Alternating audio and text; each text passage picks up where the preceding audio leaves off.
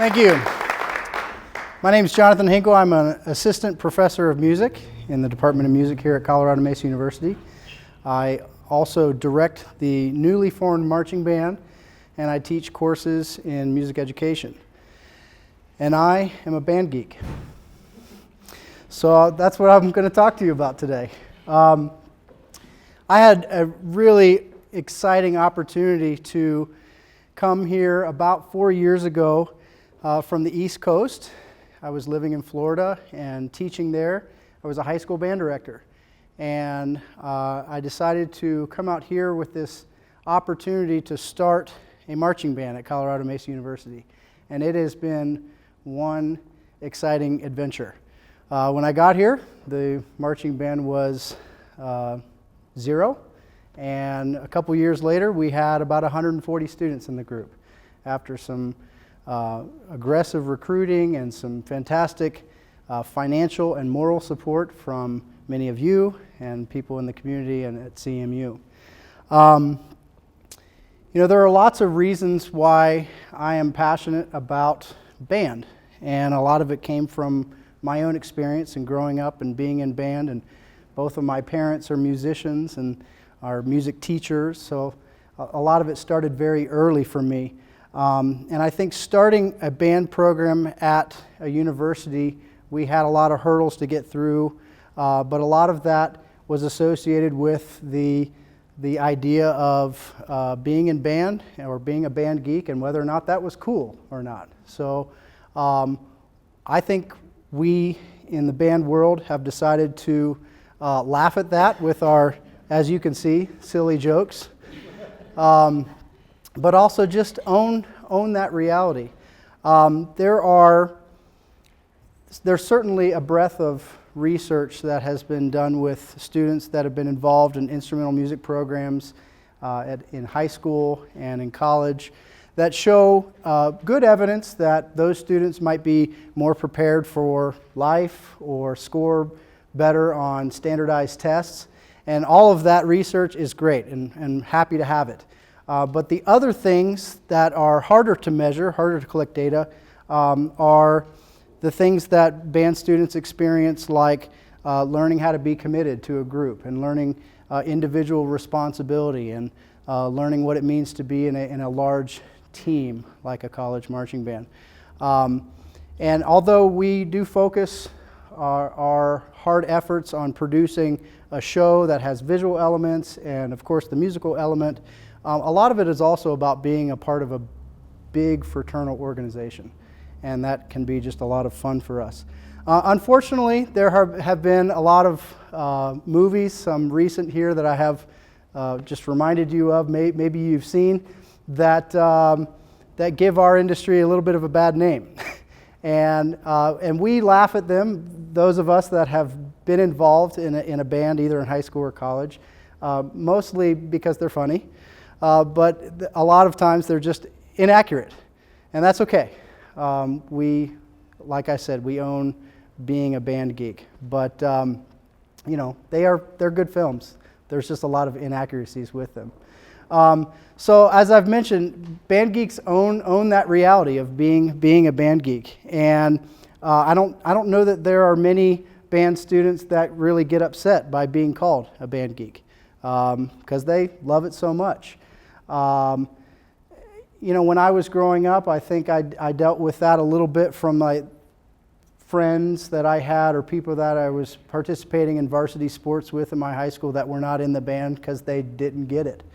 And that was okay.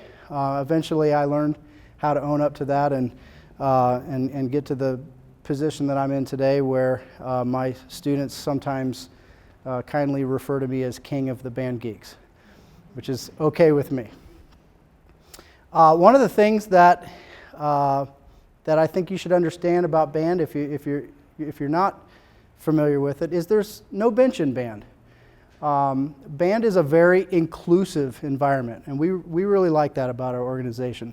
Everybody gets to participate. We have some very, very talented students who have a lot of experience in band, and of course we try to feature them or move them into leadership positions or give them a solo, or they help me out with show design or planning or even arranging music.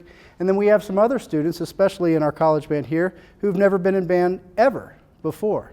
And we find a place for them and we teach them, and that's really exciting. And all of those students put on the show.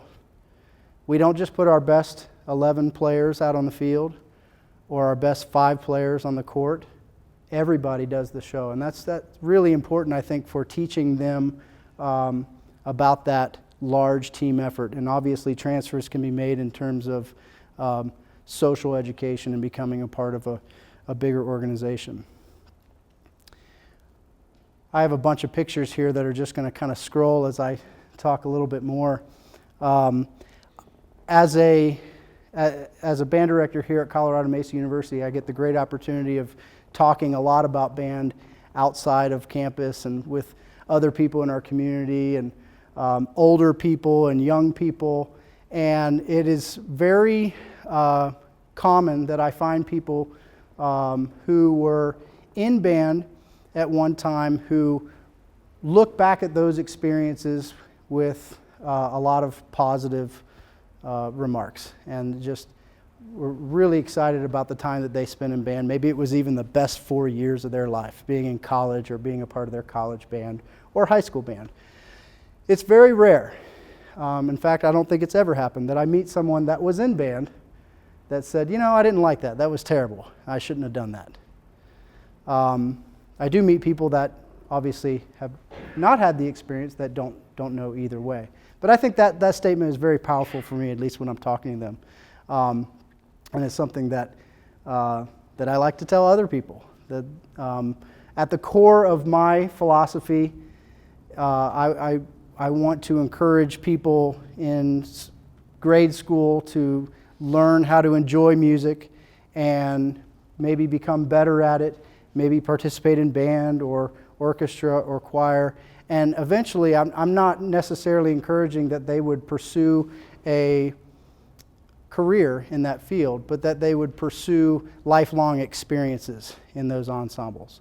Right now at Colorado Mesa University in our marching band, we have probably about 60% of that group are non-music majors. And we hope that those numbers continue to grow like they have since we've started a few years ago. It's very common at other large post-secondary institutions, colleges, universities, that they have 80%, 90% non-music majors participate in the college marching band. And I'll close today by saying I had a sort of an eye-opening experience not too long ago when I was asked to go back to a high school reunion. I'm sure some of you have done that now. And you know, at one of the social events of this high school reunion, we were sitting around some tables and people were sharing what they were doing. And a lot of people were, you know, explaining what kind of industry they were in, what kind of work. And every once in a while somebody was mentioning a hobby or something. And finally somebody, you know, it came my turn to respond. Somebody asked me, you know, Jonathon, what are you doing?